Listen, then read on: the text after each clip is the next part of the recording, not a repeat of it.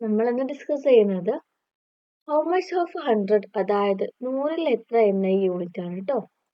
ഈ യൂണിറ്റിൽ ഇന്ന് നമ്മൾ പഠിക്കുന്നത് how many in the all, അതായത് നമുക്ക് ഒരു സാധനം അത് എത്ര എണ്ണം ഉണ്ട് എന്നും ആ എണ്ണം എത്ര പെർസെൻറ്റേജ് ആണ് എന്ന് പറഞ്ഞാൽ ടോട്ടൽ എത്ര എണ്ണം ഉണ്ടായിരുന്നു എന്ന് കാണാൻ എങ്ങനെ കണ്ടുപിടിക്കുമെന്നാണ് പറയുന്നത്.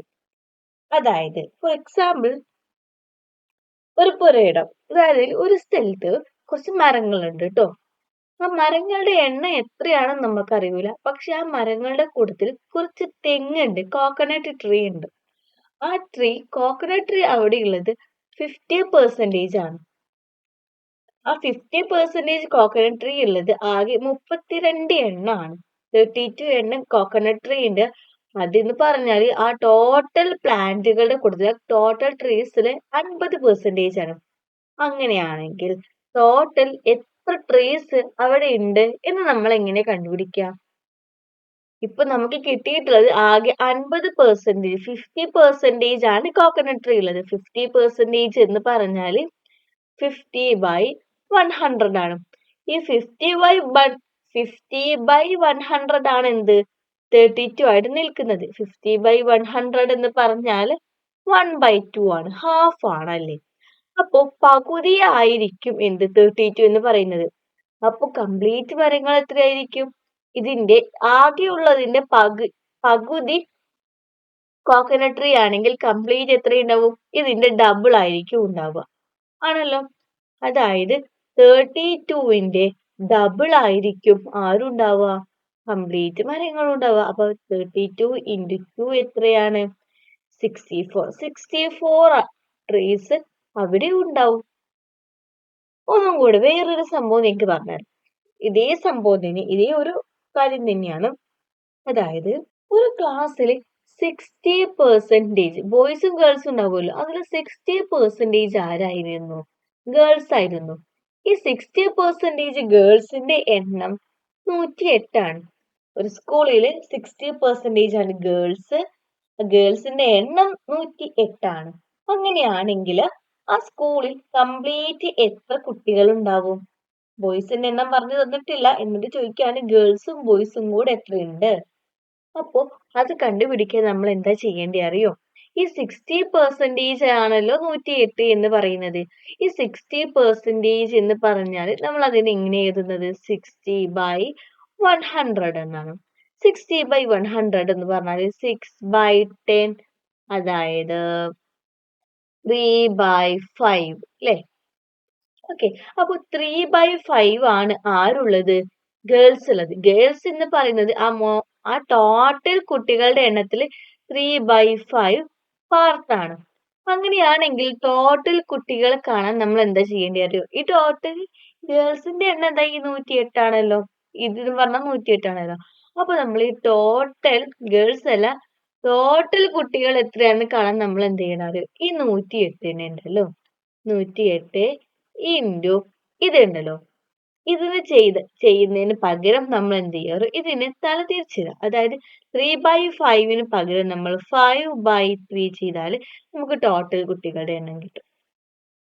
അപ്പൊ അത് എത്രയാ വരിക? അപ്പൊ നമ്മൾ ഇത് ചെയ്യുമ്പോൾ നമുക്ക് 180 കിട്ടും. ദാറ്റ് മീൻസ് അവിടെ ആകെ 60% ഗേൾസ് ആണുള്ളത്. ആ ഗേൾസിന്റെ എണ്ണം 108 ആണ്. അപ്പോൾ ടോട്ടൽ കുട്ടികളുടെ എണ്ണം കാണാൻ നമ്മൾ എന്ത് ചെയ്തു?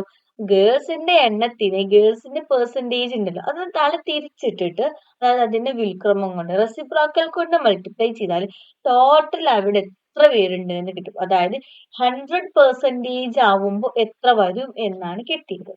അതാണിത് കേട്ടോ. നമുക്കൊരു പ്രോബ്ലം ചെയ്ത് നോക്കാം.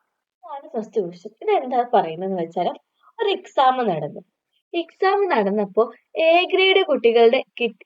ഗ്രേഡ് കിട്ടിയ കുട്ടികളുടെ എണ്ണം 26 ആണ്. ഇവർക്കാണ് എന്ത് കിട്ടിയത്? എ ഗ്രേഡ് കിട്ടിയത്. ഓക്കെ, ഈ എ ഗ്രേഡ് കിട്ടിയ കുട്ടികൾ 26 ആണല്ലോ. ഈ 26 എന്ന് പറയുന്നത് 65% ആണ്. ഒരു ക്ലാസ്സില് 26 കുട്ടികൾക്ക് എ ഗ്രേഡ് കിട്ടി. അതായത് 65% കുട്ടികൾക്ക് എ ഗ്രേഡ് കിട്ടി. അങ്ങനെയാണെങ്കിൽ ആ ക്ലാസ്സിൽ കംപ്ലീറ്റ് ടോട്ടൽ എത്ര കുട്ടികളുണ്ട് ഏതാണ് നമ്മൾ കാണേണ്ടത്. നമ്മൾ നേരത്തെ കണ്ടെന്താ 65% എന്നൊക്കെ നമ്മൾ എങ്ങനെയാ എഴുതുന്നത് 65 ഡിവൈഡഡ് ബൈ 100 എന്നാണ്. അപ്പോൾ ടോട്ടൽ എത്ര കുട്ടികൾ ഉണ്ടായിരുന്നു എന്ന് കാണാൻ നമ്മൾ എന്ത് ചെയ്യണം അറിയോ? ഈ 65% എന്ന് പറഞ്ഞാൽ 26 അല്ലേ?